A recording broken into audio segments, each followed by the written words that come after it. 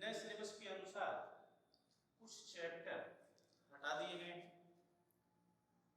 और जो आपका पहला चैप्टर जो सिलेबस में है वह संबंध एवं फलन है। हटाने वाले चैप्टर्स में यादृच्छिक परीक्षण हटा दिया गया है, प्रायिकता बटन हटा दिया गया है और भी बहुत सारे चैप्टर हैं, विद्यालय के ग्रुप में डाल दिया जाएगा, इसको आप लोग देख लेंगे। तो यह पहला चैप्टर आपका है संबंध एवं फलन और इसमें पहला टॉपिक है संबंध।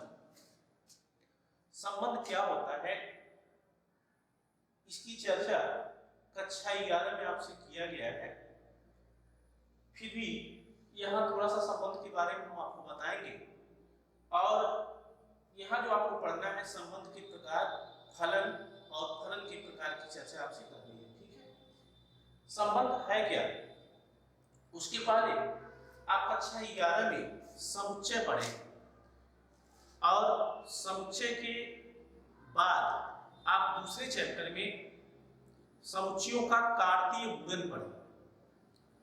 दो समुच्चयों का कार्तीय गुणन जब किया जाता है तो वह एक आर्डर पेयर प्राप्त होता है, क्रमित युग्म प्राप्त होता है। जैसे यदि हम यह कहें कि एक समुच्चय आपका A बराबर 1 2 इसमें एलिमेंट है, दूसरा समुच्चय आपका B है, इसमें आपका जो एलिमेंट है वो 3 4 है। इन दोनों का कार्तीय गुणन अगर किया जाए एक राशि ये होता है। अब ये देखिए आपका पहला समुच्चय है तो पहले समुच्चय के पहले अवयव को उठाइए और दूसरे समुच्चय के सभी अवयवों के साथ आर्डर पेयर बनाइए। जैसे हम यहाँ एक उठा रहे हैं, एक का 3 के साथ जब आर्डर पेयर बनेगा तो 1 कामा, फिर 1 का 4 के साथ बनेगा 1 कामा 4 होगा। ठीक है, अब 2 उठाएंगे, जब 2 को उठाएंगे तो हो जाएगा 2 कामा 3 और फिर 2 कामा 4। ठीक है, ये दो समुच्चयों का कार्तीय गुणन हुआ। जो कार्तीय गुणन के अवयव होते हैं वह एक क्रमित युग्म के रूप में होते हैं, युग्म के रूप में, जोड़ा के रूप में। जैसे इसमें देखिए यह एक एलिमेंट है 1 कामा 3, तो यह क्या है, दो संख्याओं का एक युग्म है, जोड़ा है। यह भी दो संख्याओं का एक युग्म है, जोड़ा है। ठीक है, किसी भी एलिमेंट को उठा के देखिए तो ये दो अवयवों का एक युग्म होता है, एक जोड़ा होता है। ठीक है, अब यह तो आपका दो समुच्चयों का कार्तीय गुणन हुआ। अब संबंध क्या होता है?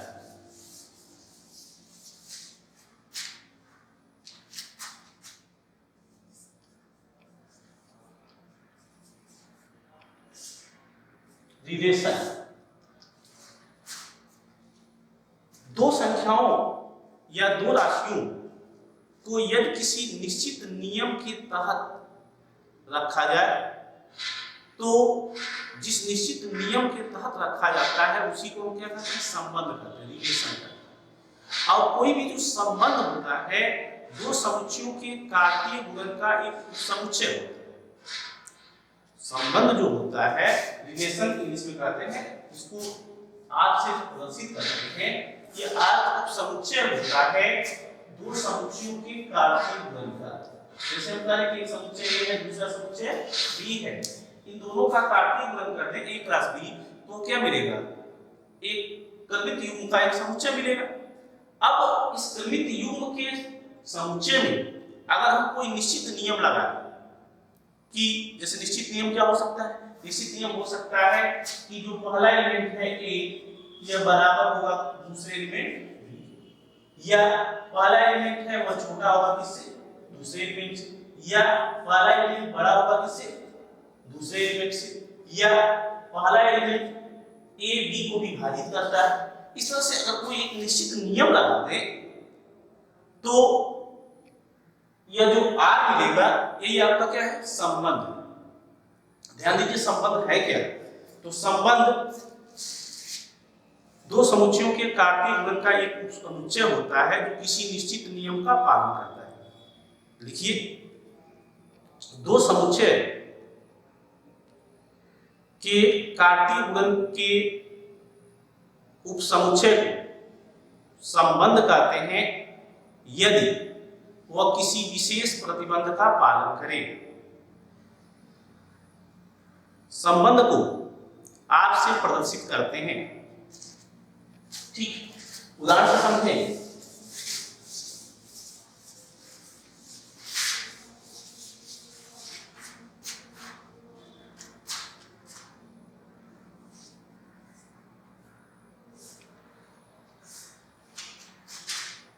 यदि R subset n cross n तथा r बराबर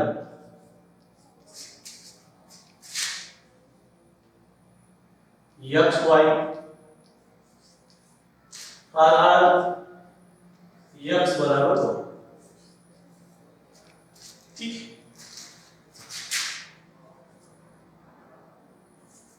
तो r को क्या कीजिए, r को ज्ञात कीजिए।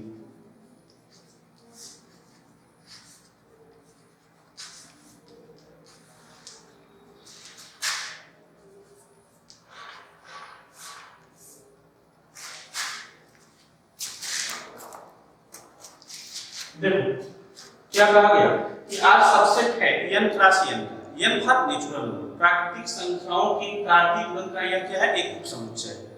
ठीक, अब प्राकृतिक संख्या आप जानते हैं कि 1 से लेके अनंत तक, जो 1 से शुरू होती है। ठीक है, अब उसका कार्तीय गुणन करेंगे तो क्या मिलेगा, ध्यान दें।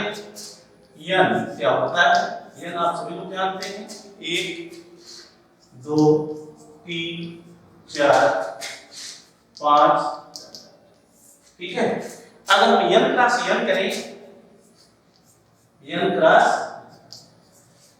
क्या होगा, इसमें तो पहला एलिमेंट उठाइए और फिर इसी से आगे बढ़ेंगे। 1 का मान 1 होगा, 1 का मान 2 होगा, 1 का मान 3 होगा। ठीक, फिर क्या होगा, 2 का मान 1 होगा, 2 का मान 2 होगा, 2 का मान 3 होगा। ठीक है, 3 का मान 1 होगा, 3 का मान 2 होगा, 3 का मान 3 होगा। ठीक है, ये नेचुरल नंबर का सेट है, तो ये बहुत बड़ा कार्तीय गुणन होगा। अब इसमें जो आपका r है, हमने कहा कि r क्या है, उपसमुच्चय है इसका n क्रॉस n। ठीक है, तो और यह डिफाइन है यहाँ से r बराबर x y और r x बराबर y। तो यह जो आपका सभी क्रमित युग्म प्राप्त हुआ है, इसमें से हमको उस क्रमित युग्म को लिखना है कि जिसमें पहला एलिमेंट और दूसरा एलिमेंट दोनों आपस में क्या हो, बराबर हो। तो देखिए कौन है, यह आपका है 1 कामा 1। ठीक है, तो यहाँ आपका आ गया 1 कामा 1। ठीक, फिर यह 1 कामा 2 ये बराबर नहीं है, इसको नहीं लिखना। 1 कामा 3 ये बराबर नहीं है, इसको नहीं लिखना। ऐसे आप आगे बढ़ते जाइए, एक के साथ कोई कॉम्बिनेशन अब नहीं बनेगा। ठीक है, अब आइए यहाँ 2 कामा 1, ठीक है, भी बराबर नहीं है। 2 कामा 2 है, तो इसको आप लिख लें, ये हो गया आपका 2 कामा। ठीक, 3 कामा 1 ये बराबर नहीं है, नहीं लिखना है। 3 कामा 2 ये भी बराबर नहीं है, नहीं लिखना है। 3 कामा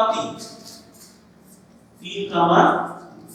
ठीक है, फिर आगे बढ़िए, 4 कामा 4, 5 कामा 5, 4 कामा 4, 5 कामा 5। तो आपका एक संबंध बना n क्रॉस n में। ठीक है, तो आपने यह देखा कि यह जो r है वह सबसेट है किसका, n क्रॉस n का। और यह कैसे डिफाइंड है कि पहला एलिमेंट दूसरे एलिमेंट के बराबर है। ठीक है, इसको लिख लें।